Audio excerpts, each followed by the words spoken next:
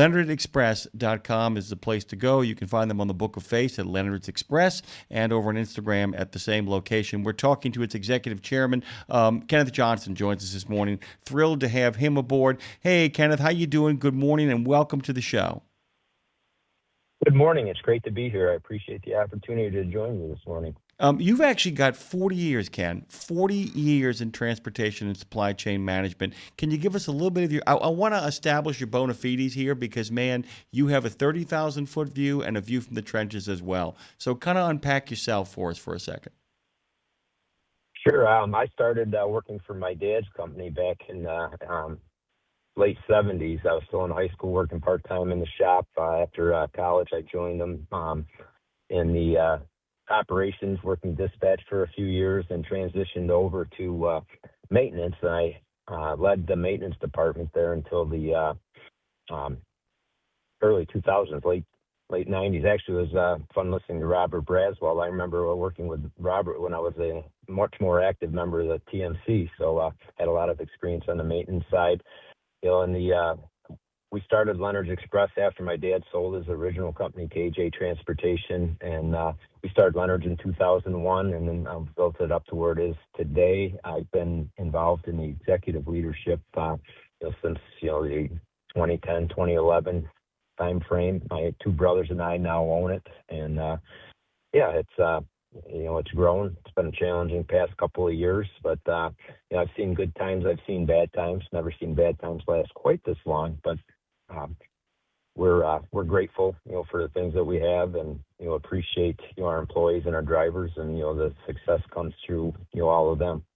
And you actually these days, along with busting your butt, you're actually enjoying getting a little travel time in with your wife Connie as well. Any place you guys have gone to recently, or places you're looking forward to actually traveling to? After Thanksgiving, we're going to take our RV down to the Keys for a few days. We're looking forward to that.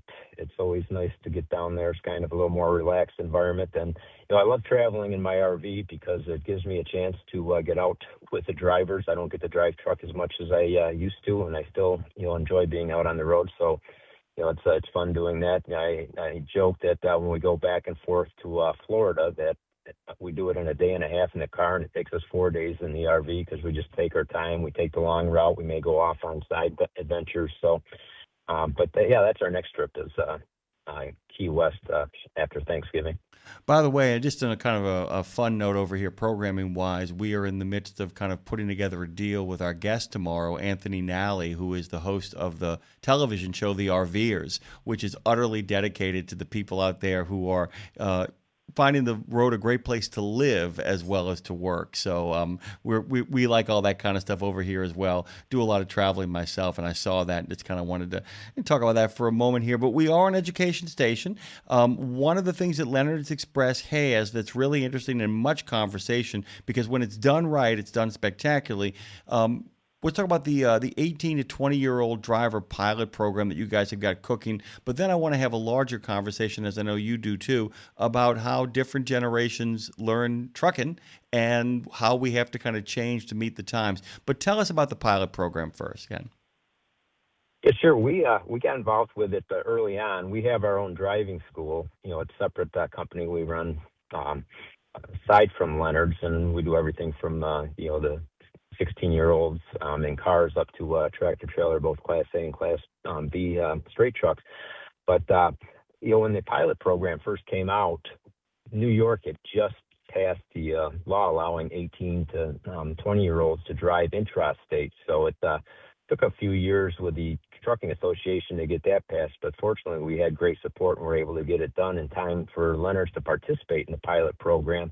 We were, excited about it. I'm a big believer. I started driving at 18 years old back when, it wasn't the CDL, it was a chauffeur's license. And, I don't think there's anything wrong with getting the younger people involved. And I think not letting them get involved until they're 21 or older has been difficult for the industry to bring young people into, getting involved with that was a no-brainer. It took a little bit of work.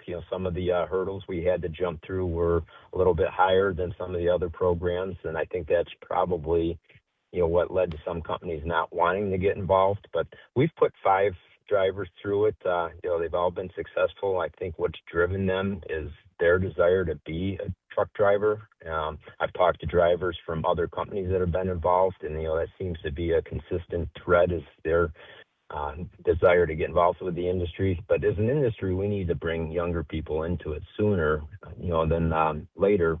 If you look at our Class A schools, typically, our students are in their late 30s, early 40s, even older, in their second and third careers. We need trucking to be the first career for more people. This is interesting too because you're talking about this in a very different way than some people who I would call dabble in this idea of 18 to 20-year-old drivers. If in fact you're looking to get a lot of people in your seats in an awful hurry, this is not a good route. If you're actually looking to create a growing culture of people who are interested in trucking at an early age, this is the kind of thing where and correct me if I'm wrong, you see this as a long-term investment rather than just, hey, we need people in the seats, let's go get some kids. This is about really kind of establishing a culture that allows people to onboard quick. And when I say quickly, I mean at a younger point, so that by the time they're 25, they really have been acclimated to the industry. Talk a little bit about what you can comment on that, but also talk about what your version, what Leonard's Express's version looks like for the 18-year-old that is kind of coming in to do this interstate driving and to maybe move beyond that. Sure. I've said for a couple of years that the industry really didn't have a overall driver shortage, and I think that sentiment is becoming more of a reality with other folks. But getting the 18 to 20-year-olds into the industry is like you said, a long-term project. It's not a quick fix. We don't want to fill our trucks with just any 18 to 20-year-olds. We want ones to demonstrate the maturity, demonstrate the interest, demonstrate the passion to be involved in the industry, and not let them get away from us. I think as an industry we've done that for too long. We need to bring those that are interested in. When I started driving, typically you learned how to drive from your dad, from an uncle, from a good friend, that took you under his wing and taught you. There wasn't the driving schools that we have now, so it was a family or friend type of deal. Now to get people involved, the hurdles they have to jump through are much greater. It's creating a path for those that are interested to get involved with the industry and not put up roadblocks of simply a number on a birth certificate. Yeah, and that in many ways is kind of the real thing, is the fact that, can in fact you look at bringing somebody in at 18, if they are then driving for you at 25 and they know how you work, they know how they work, they know where they're going, both literally and metaphorically, that's the real accomplishment. You guys, like I said, it's the retention factor that you really kind of make the central point of this as well. The idea that you're training people to be in the industry as opposed to people who you just need to drive sooner. And I'm kind of curious what the secret sauce is to crafting a really good pilot program, how you onboard people in that environment, because I think it ties in to the idea of what training looks like today. Dealing with a younger generation means also new kind of skills that have to be applied. New kind of training skills and teaching skills. If you want to mesh that together, I'd be happy to hear your thoughts. Yeah, different generations, learn differently. They've been brought up differently. The technology is a much greater part of the younger generation's life as far as their learning goes. When I was growing up, the thought of staring at a screen and spending my day learning that way, was, we wouldn't even have thought of it, and I don't think I would have been successful. But the younger generation, they're used to learning that way. But we also find that rather than sitting in an orientation room or sitting in a driver school and lecturing for 2 or 3 hours, even driver meetings, it just doesn't work anymore. It's much easier, much more effective to do shorter, whether it's YouTube videos or in person, but keeping it short, and mixing in a very heavy dose of hands-on. And as opposed to years ago, you brought someone into orientation, they'd sit there all day and hope they absorbed it, and we just find that that's not effective anymore. And You get a room full of new drivers in orientation or even at our driving school. We really got to kind of mix things up a little bit so everybody, needs are met, and make sure the comprehension is there by, interacting with them at a much greater level. I think that's the other piece that, the younger generation, prefers is, that they're much more friend and socially oriented. So you got to get out and talk to them. You just can't send messages or pick up the phone and call them and give them their stuff and let them go. Engage with them. I think the engagement is also a very important piece of things. And this is a genuine question. I don't have a theory that I'm bouncing off of you. You made me realize, I wonder if, in fact, the old way of doing things was able to be done because so many of the people who were coming in to kind of be trained could sit through a class like that, not because they had a better attention span, but because so many people, Dave and I have talked about this, that the trucking industry got very, very spoiled on not having to worry about its training for a very long time because it had farm boys and farm girls, service members, and million plus people who were brought up in Teamster families, where all of that stuff was kind of put into them early, almost a farm system, literally and figuratively. And then in many ways, those classrooms were people who already were itching to get behind the wheel of a truck because many of them knew how to do it. Because at 11, some of them are driving tractor trailers. At 13, some of them are having their dad say, "Why don't you take the wheel for a second, son?" Or being yelled at by a sergeant saying, "Get this down the line further." Do you feel like that we need to get them more hands-on experience sooner because they've had less hands-on experience before they get to you? Yeah, that's absolutely true. I mentioned that I started working in the shop at my dad's company back in the 70s. I was, 16 years old. I maybe had my car license. I might have even started driving tractor trailer around the yard, before I had my car license. And I joke, but it's true. When I first got my permit and was allowed to go out on the road with a veteran driver, I could back up and parallel park a tractor trailer because that's what I've been doing. But I'd never been out of second gear, and I think that's true with a lot of drivers. That we've had in our industry for many years. They started on a farm or they started riding with their dad or an uncle or a brother. So that they had some seat time and some experience before they actually got their license, and so we don't have that anymore. It's a different world, that just doesn't provide for that. There's still, I live in upstate New York. It's relatively agriculturally driven, and a lot of young men and women still work on the farm, but they're not getting that type of experience like they used to. Even the farms have gotten somewhat automated and technology driven. So, it's just plus the school demands are much greater. So they're not getting as much time working on the farms as they did with my generation. So yeah, it's just a different. We're almost starting from scratch most of the time rather than having a little bit of a background.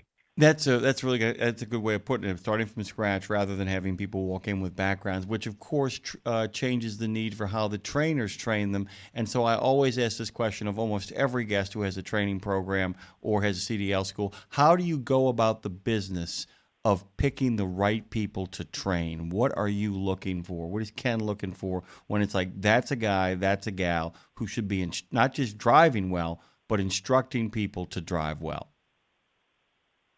I think the number one quality is patience. And you got to be a little bit fearless, but you know, you have to have patience, to understand that the person you're instructing doesn't have the background that you have, doesn't have the experience you have, and is just learning.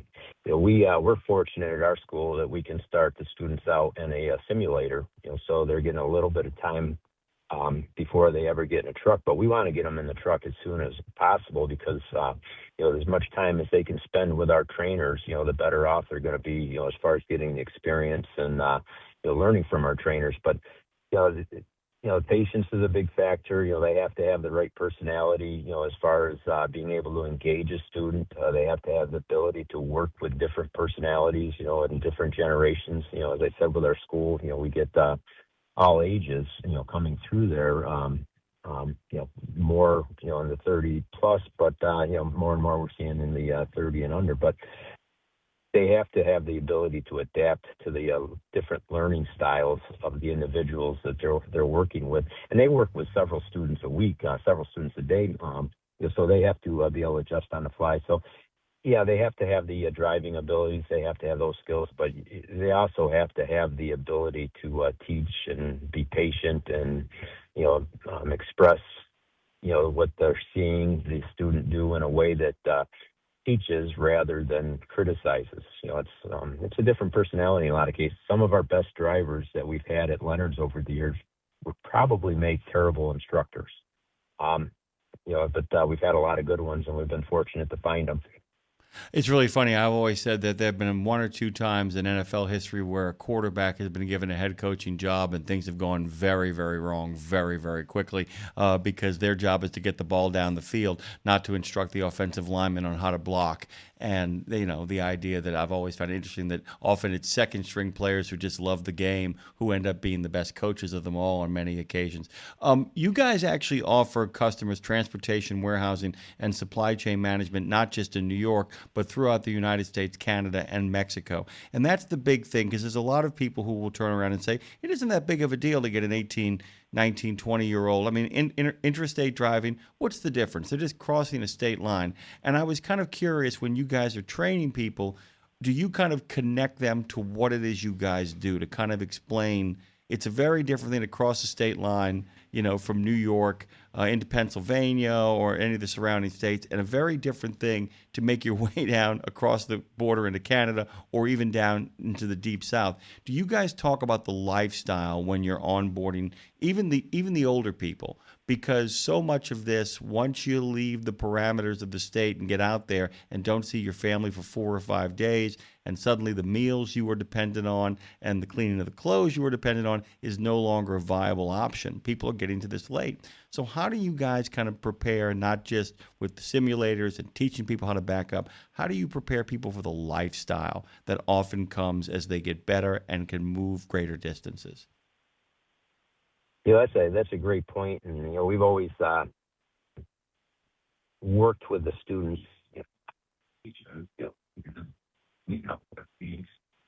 A driver when we hire them, and so we want our students to come out with those same skills. But working with the families, and with the pilot program, especially the young families, in that case we're sometimes girlfriends, but usually we're with mom and dad, and explaining what that lifestyle change is like. That it's you're away from home, you're away from your family, you're away from your structure, for several days, and in some cases several weeks, and that's just something we can't teach in a school. And a lot of times that's what drives new drivers back out of the industry is for whatever reason, they just can't get used to the lifestyle. So we try to talk about that as much as we can, prior to, and it's tough when you have a couple or a family or an individual sitting in front of you and they see the potential earnings that they can get as a truck driver, and the benefits that most of us offer. It's very enticing. It looks great on paper, but it's a whole lot different world once you experience. And some do quite well with it. Some that's the biggest struggle point. They're missing their kids' soccer games or baseball games or dance recitals. Maybe moms or dad, whoever the parent is that's home, is struggling, with them being away, and they're hearing about it, and it's our job as a company, to try to take as many of the stresses away as we can, because we know, the stress of traffic, the stress of being away from home, the stress of the family missing them, is giving them enough stress on the road. So, yeah, trying to talk about that, sharing that, ahead of time, the best we can. But it's in a lot of cases just something that has to be experienced. Yeah, because I always think about this is that's the silent killer in regards to recruiting and retention is the fact that there's a lot of people. We always know when somebody shows up and ultimately in their their program that gives them their CDL, or when they get to their first company, we always know when somebody can't drive. There's a way of kind of approaching them and saying, look, I know you really want this bad. You can't back up. I know you want this really bad. Right. You get too nervous behind the wheel. But this is the big killer. It's not when they can't hack the drive. It's when they can't hack the distance. And that is the silent killer in regards to, because, I don't know. We know how many bad drivers have left the industry. We don't always know how many good drivers, look like they're going to be there for the long haul and then realize, I want to drive locally. I really like looking across the dinner table from my wife or my husband and just spending that time with them. That's an important point. And so that's kind of one of the things, especially in your position, because you're at a company and not a CDL school, where you got to look long and hard and be able to explain that to people, kind of lay that out as well, right? Yeah, and we're no different than any other company in a lot of cases. We have built our company, in a large part on long haul refrigerated freight, but we've started working more and more over the last year or so at building our regional operations where the driver can get a little more structure, maybe a little better understanding of what his hometown is going to be, a little better quality of hometown, as far as frequency goes, and it's basically to help keep our trucks filled. Finding people that, want to get in a truck and, be gone 2 or 3 weeks at a time is challenging. Even though we pay those drivers a little bit more for that sacrifice, they still, that doesn't make up for, the quality of life differences that it can make. Yeah, and that's a big thing too about why culture in a company is so important, because one of the ways the best companies I've talked to, they can't get you closer to your family when you have to be on the road for 3 weeks. What they can do, though, is create an atmosphere in the workplace that is warm, inviting, and friendly, that at least makes them feel like that they're working with people who care about them as well. And that begins with the training, the atmosphere you create there, but it kind of goes on. How do you guys over at Leonard's Express create a culture where people are willing to stick around, where there's a push-through moment too. I mean, there's a lot of people who have a hard adjustment at first, but then kind of get used to the rhythms and then maximize the time they're at home. And like I said, preparing people for that is often one of the biggest jobs when it comes to drivers who can drive. And I'm wondering what you guys do over there to kind of create I don't want to call it fun because it's a job, but to make it more enjoyable, to bring a little joy to the situation. Yeah, sure. And you introduced me as Kenneth. The only two people I joke times that call me Kenneth are my grandmother and my mother. Both are not with us any longer. And but a lot of our culture, came from my mother. We always followed her mandate of do the right thing and treat people the way you want to be treated. And I think that's gone a long ways to helping build the culture that we have. We've been fortunate to hire a lot of non-driving personnel that share our values and have been with us a long time. And because of that, the drivers see that, team environment, the family environment, and, that we put family first, so, I won't say we're a perfect fit for everyone, but, we try to build a culture of doing the right thing. And that means doing the right thing for, every employee of Leonard's and our other companies, including our drivers and especially our drivers. Without our drivers, quite frankly, the rest of our personnel aren't really needed. So, they come first. We hold high expectations of all our employees, especially our drivers. Especially when it comes to safety and productivity. We need them, earning well because then we earn well. But they also need to be safe and have a strong safety culture. But we use we participate in the Best Fleets program, and we use that to help measure how we're doing. I think that's a great measurement of our culture. But we have a lot of training that we do within the office. We try to put the right people in the right positions.